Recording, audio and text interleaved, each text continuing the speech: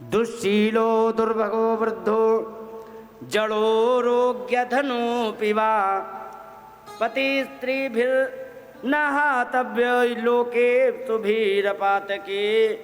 कहने लगे दुःशील बहुत बुरा स्वभाव है, दुर्भगः भाग्य साथ नहीं देता है,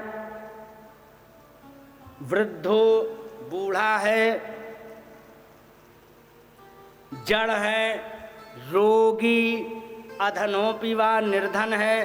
कैसा भी पति है लेकिन पति स्त्री भी न हातव्य है।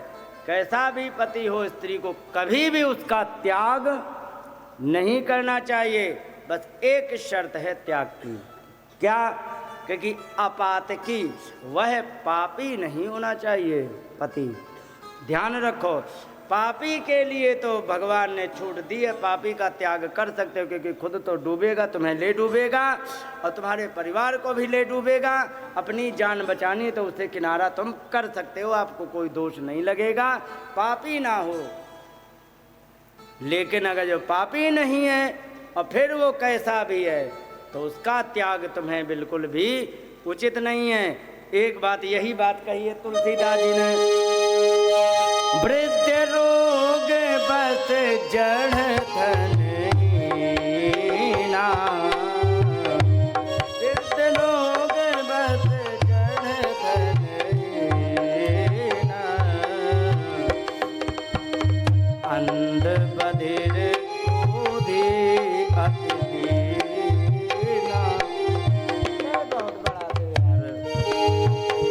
ऐसे हो पति कर किए अपमाना, ऐसे हो पति कर किए अपमाना, नारी पाव जम खुद दुख नाना, नारी पाव जम खुद दुख नाना।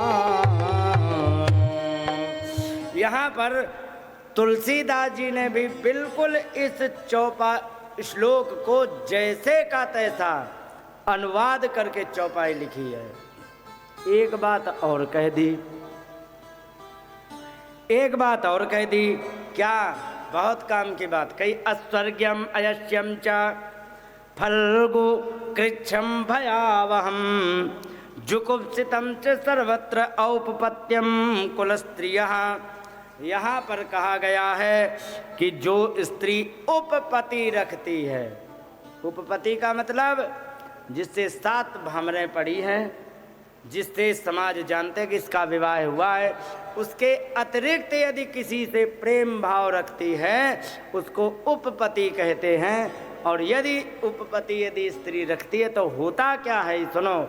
और ये जो श्लोक है मैंने जो देखा अपनी आँखों से 101% जैसे का तैसा फिट बैठ गया। क्या कहा?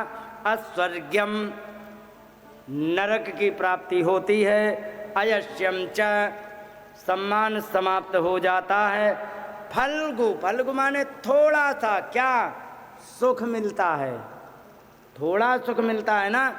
लेकिन कृच्छम भयावहम, कष्ट बहुत भयंकर प्राप्त करती है। और जुगुप्सितम, हर घर में उसकी निंदा की जाएगी, की जाएगी कि नहीं, निंदित होती है। और सर्वत्र औपपत्तम कुलस्त्रिया, और कुलवती स्त्री के लिए उपपति रखना बहुत निंदनीय कर्म है। ये लोग भी बिगड़ता है और वो लोग भी बिगड़ता है। ये भगवान ने बातें बताई।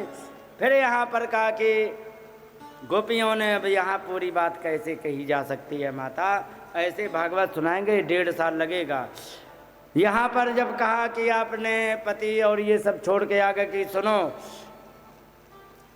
मैंने जो भी रिश्ता संसार का था सारा का सारा आपसे बना लिया है, और आपसे रिश्ता बना करके भी यदि हमें संसार के रिश्तों की आवश्यकता पड़े तो ईश्वर के पास आने का मतलब क्या है? फिर यत पत्य पत्य सुहृदाम अनुवृत्त रंग स्त्रीणाम स्वधर्म इति धर्म विदात्तयोक्तम।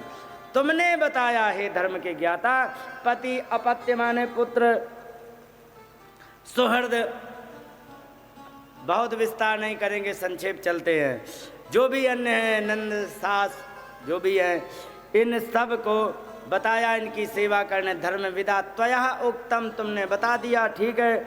लेकिन जितने भी सारे रिश्ते थे, अस्त्वेव मेत दुपदेश पदे तई से, जितने भी ये सारे संबंध हैं मैंने सब आपसे जोड़ लिए हैं। अब आपकी इच्छा है, कौन सा संबंध मुझसे जोड़ने की इच्छा रखते हैं। पुत्र बनना चाहे पुत्र बन जाएं, पति बनना चाहे पति बन जाएं, भाई बनना चाहे भाई बन जाएं, सुहृद हितैषी बनना चाहे कुछ भी बन जाएं, लेकिन ये मत कहो कि वापस चले जाओ। क्योंकि ईश्वर के पास आकर के संसार में वापस कौन भेजता है। भगवान ने कहा कि चलो ठीक है, वहाँ पर रास कराया गया और रास कराने के पश्चात